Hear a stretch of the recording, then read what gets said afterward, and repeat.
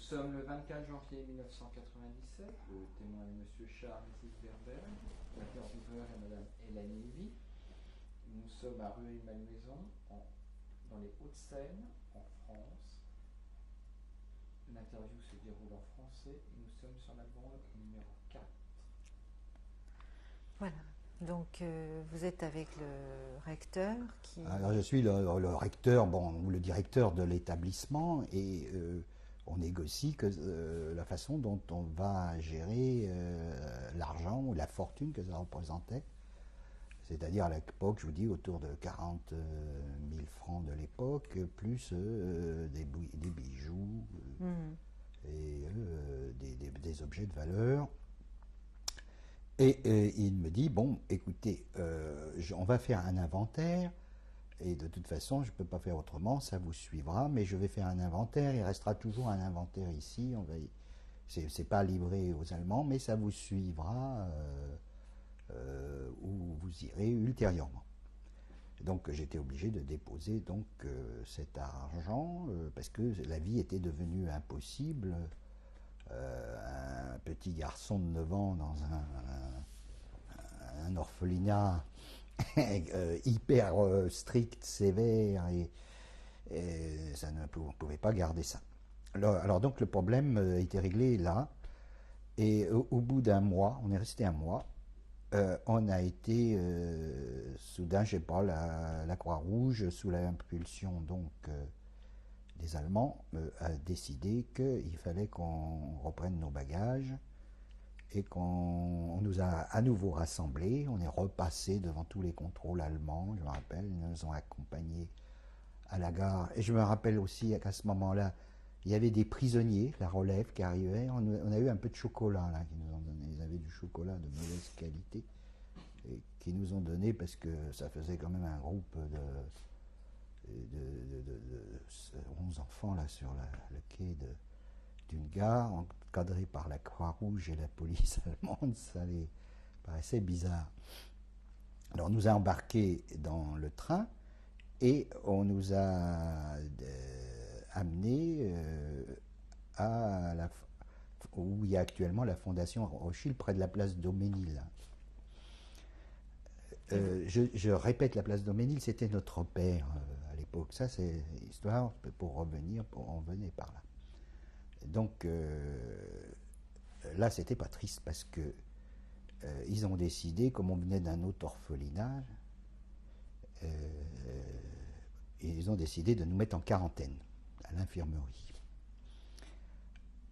Ce qui était assez curieux, mais enfin c'était comme ça.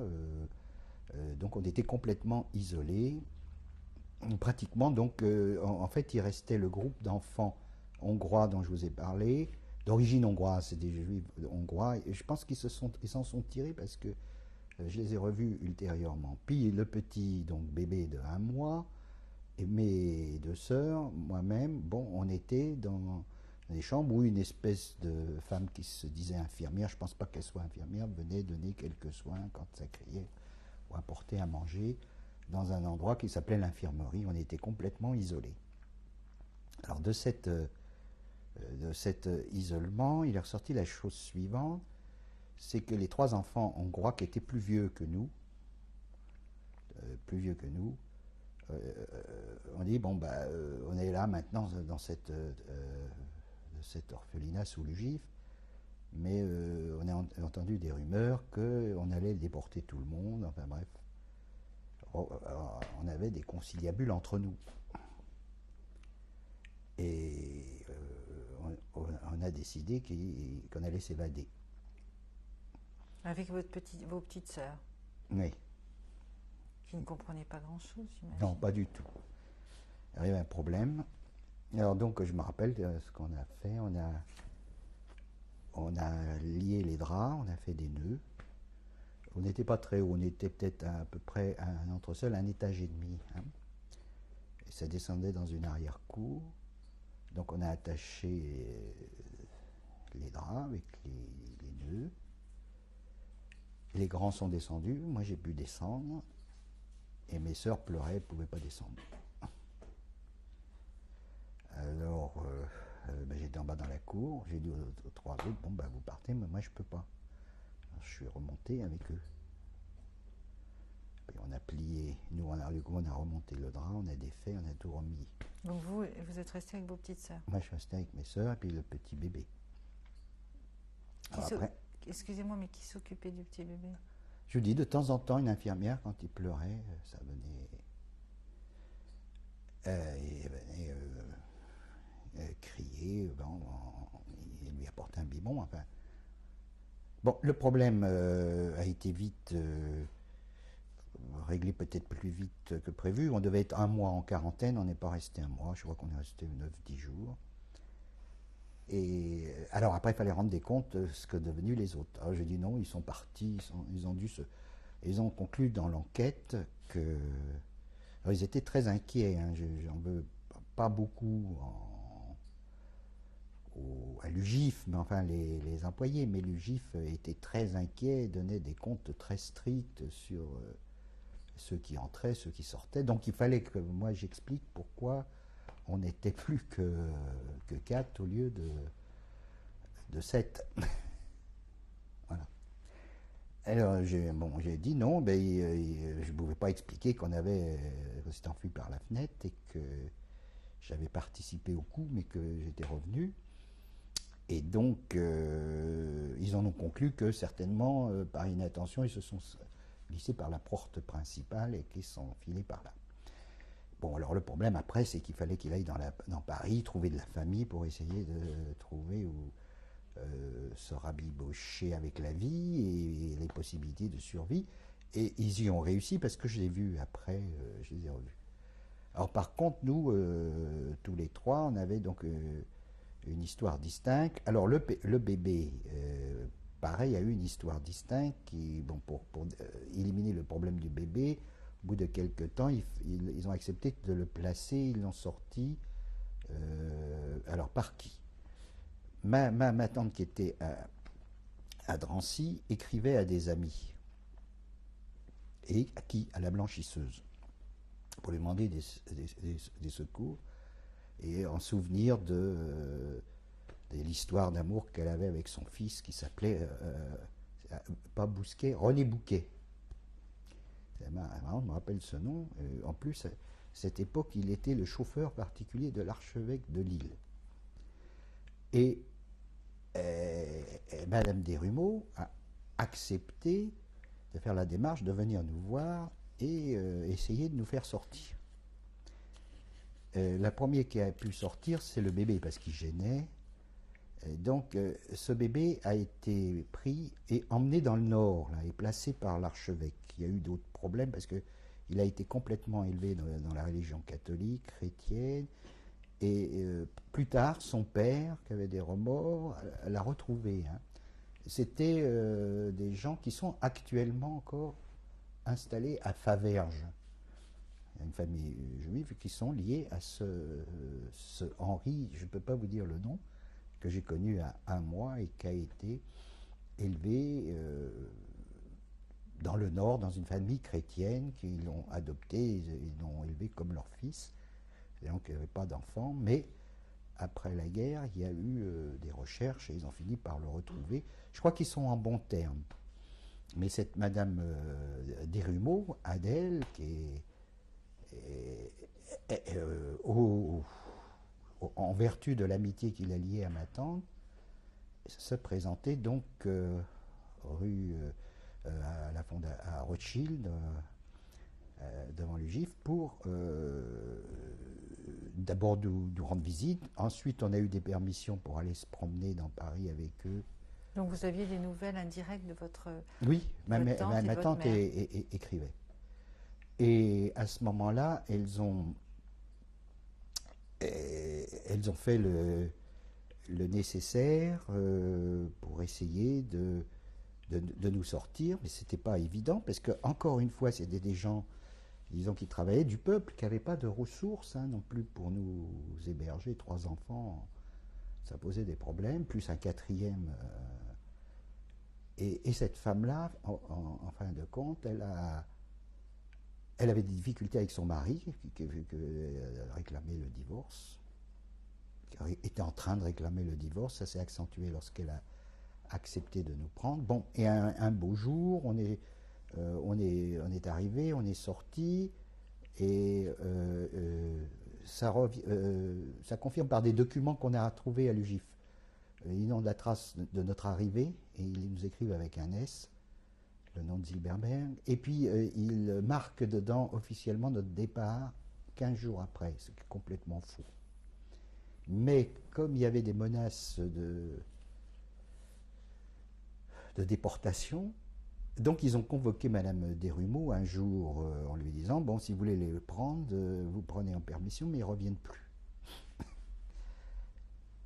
Et puis ils ont fait un arrangement avec cette fameux argent que j'avais, qui était à l'UGIF aussi, qui a été transféré avec nous à l'UGIF. Et elle a été mise sur un compte à part, séparé, parce qu'il fallait qu'elle touche 600 francs par mois pour nous tenir en survie, parce qu'il fallait qu'elle trouve des solutions. Alors, la solution qu'elle a trouvée, première solution, d'abord on a été passé 1 ou 2 mois, 6 semaines, enfin bref, à Puteaux, chez une femme qui s'appelait Jeanne Barrière, et qui nous a gardés. Et cette Jeanne Barrière m'a dit justement, tiens, c'est par mon canal que le poste de vos parents a été placé chez un ami. Voilà. C'est comme ça que je vous ai pu parler du poste qu'il fallait cacher. Et cette Jeanne Barrière, que nous a pris chez elle, en attendant que Madame Desrumeaux trouve une solution. Alors, le problème, le challenge était dur, parce qu'il fallait, et notamment moi mes sœurs, parce que je crois qu'il y avait, elles ne sortaient pas beaucoup, mais moi, il fallait que je porte l'étoile jaune par la loi. C'était le choix déclaré, que je porte l'étoile jaune, et qu'on soit toujours disponible, moyennant quoi elle touchait 600 francs par jour de l'UGIF pour nous garder à disposition. Donc, ce n'était pas une libération total, c'était un placement sous contrôle. Alors pour moi, c'était très pénible, parce que il y avait besoin de manger, je comprends, mais elle m'envoyait donc à 9 ans chez mon ancien boucher avec la carte d'alimentation, avec l'étoile juive, pour tout seul de Puteaux en expédition, pour aller chercher de la viande, pour aller chercher tout ce dont on avait besoin pour survivre. Et il arrivait que dans le métro, on se fasse arrêter par la police. Il fallait expliquer ce que c'était. Bon, c'était assez curieux de voir un gamin qui se baladait avec des aliments, des cartes d'alimentation. Bref, plusieurs fois, je me suis trouvé présenté. Je faisais bien attention de descendre dans le dernier métro, être en règle. Alors ça jouait beaucoup, parce que, bon, donc on était pendant cette dame Barrière, qui était très gentille avec nous, mais moi j'avais quelques problèmes, parce que comme j'étais pas très docile, paraît-il, elle voulait me mettre dans une école de curé pour me dresser, enfin, je sais pas, je vivais ça très mal, donc il a fallu qu'elle trouve où nous placer. Donc elle a trouvé. Mes 2 sœurs ont été au 174 rue Vaugirard, chez sa sœur qui s'appelait Van Voorvelde. Elles ont été mises là chez sa sœur, et moi j'ai été chez elle, où je suis tombé dans des querelles de ménage. Alors là, c'était pas triste. Elle habitait rue Grenelle, et il fallait aller. Bon, alors on m'avait mis une pèlerine, et il fallait aller avec l'étoile. Alors, ça fallait que je prenne des positions stratégiques, parce que la rue de Grenelle est près de l'école militaire. Et donc il y avait des troquets avec l'armée allemande qui étaient là. Vous voyez, déboucher un gosse là avec l'étoile juive. Alors ça m'a beaucoup marqué, parce que j'allais à l'école rue Claire, qui est à côté. Et là, j'ai pas senti d'hostilité, mais pire, une espèce d'indifférence. On m'a mis au fond de la classe, et j'ai eu des problèmes avec les petits copains qui voulaient absolument, parce que je cachais l'étoile, donc ils m'ont coincé pour voir ce qu'il y avait derrière la capote qu'on mettait derrière au vestiaire.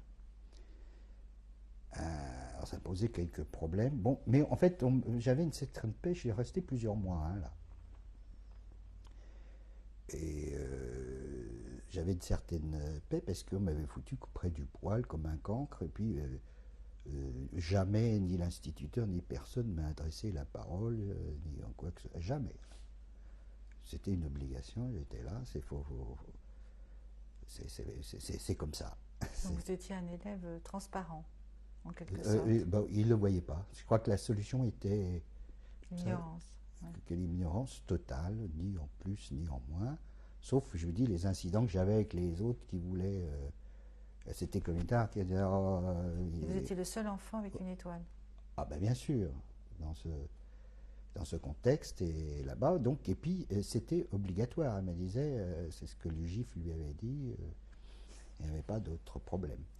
Alors, bon, moi, comme c'était pas bien, qu'elle avait des problèmes avec son mari, il voulait pas que je mange, il voulait pas que, ou je voulais pas que je dorme, enfin bref, il y avait des tas de problèmes.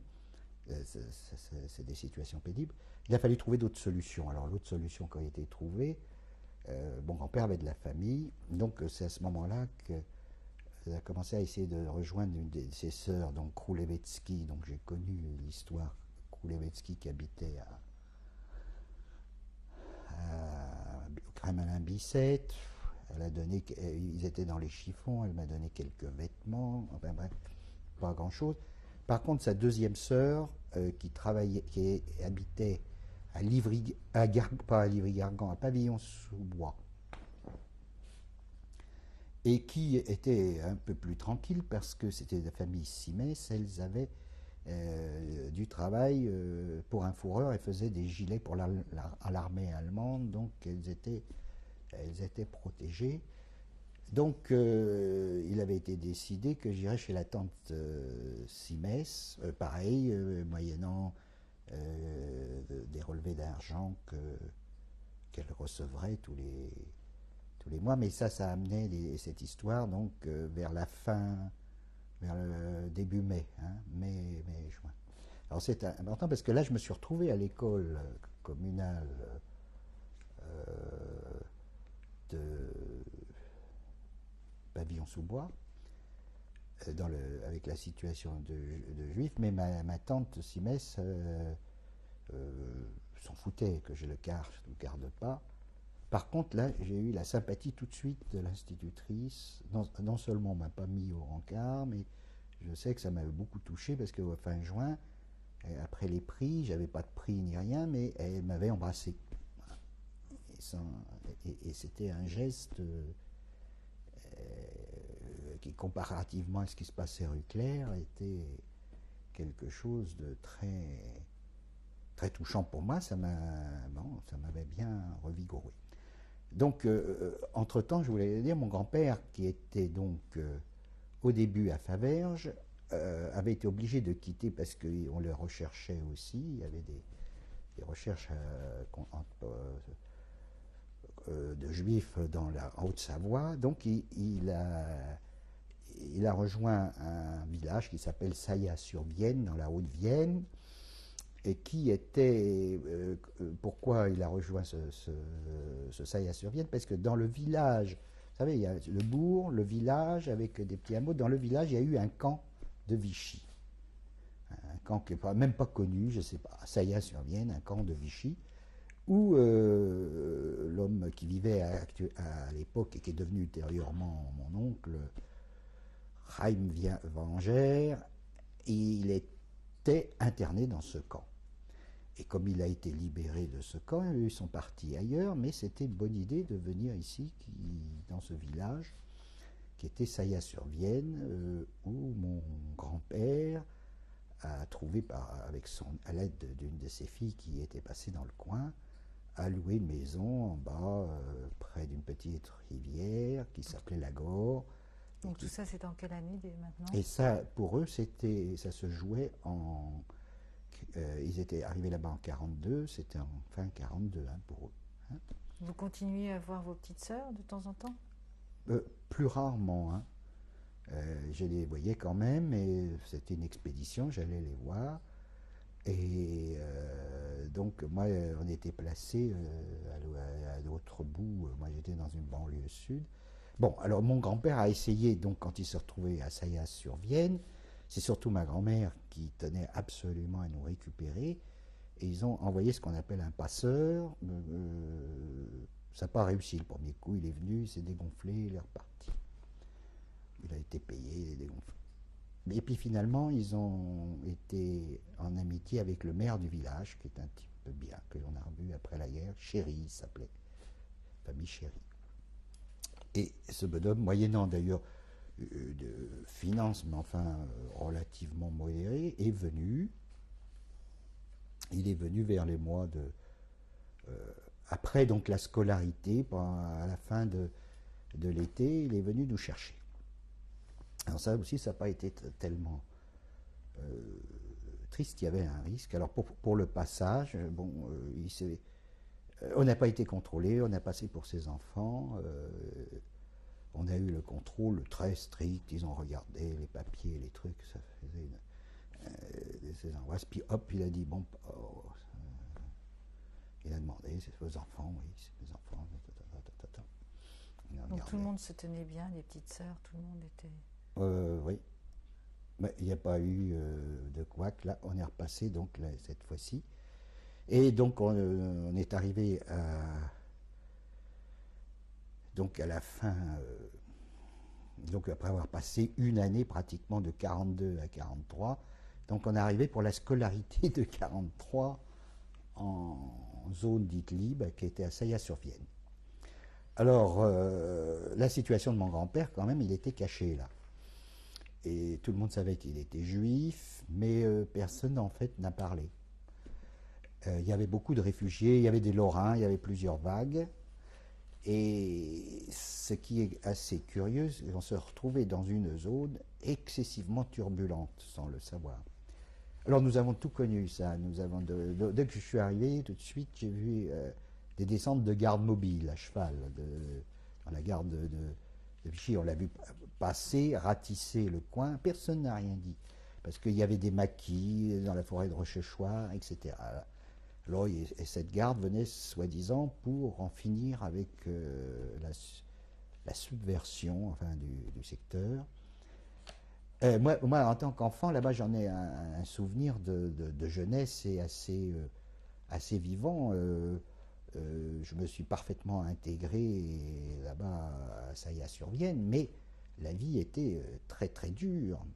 Pareil, mon grand-père n'avait pas de quoi manger, il fallait vendre une baille ou des trucs, puis surtout il fallait vivre sur le tas. Alors là, ça m'a beaucoup marqué parce que là, on est arrivé au dernier stade où il y avait de la soupe à manger, je me rappelle, avec de la soupe.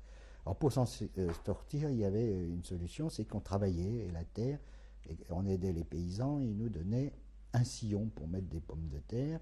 Puis la maison qu'il louait était sortie d'un petit jardin plein de pierres qu'il a complètement transformé. D'ailleurs, je l'ai aidé pour faire un petit potager, pour pouvoir survivre les 2 ans où on est resté là-bas.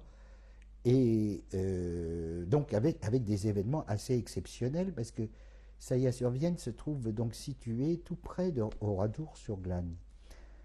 Alors, donc on a profité de tout. Donc après donc, les gardes mobiles qui venaient tout régler, après on a vu passer donc la résistance qui a repris le village, puis après, et puis à chaque fois ça se passait, on partait dans les bois avec les vieux sur les brouettes pour dormir, c'était très mouvementé comme coin, on n'a pas choisi.